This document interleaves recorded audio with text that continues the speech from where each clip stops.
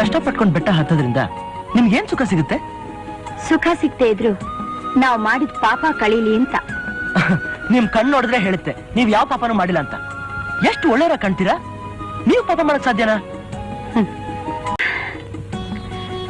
ನಂಗನ್ಸತ್ತೆ ಶಿವು, ಆ ತಾಯಿ ಚಾಮುಂಡೇಶ್ವರಿ ನನ್ನನ್ನು ಕಳಿಸಿದಾಳೆ ನಂಗೆ ಸಹಾಯ ಮಾಡಕ್ಕೆ ಅಂತ. ಹೌದು ಹೌದು, ಮೊನ್ನೆ ರಾತ್ರಿ ನನ್ನ ಕನಸಿನಲ್ಲಿ ದೇವಿ ಚಾಮುಂಡೇಶ್ವರಿ ಬಂದ್ ಹೇಳಿದ್ಲು, ಈ ತರ ಬೆಟ್ಟದಲ್ಲಿ ಒಬ್ಬಮ್ಮ ಕುಂಟ್ತಾ ಇರ್ತಾಳೆ, ಅವಳು ನಿನ್ ತಾಯಿ ಸಮಾನ, ಹೋಗ್ ಸಹಾಯ ಮಾಡು ಅಂತ. ನಿಜಾನಾ?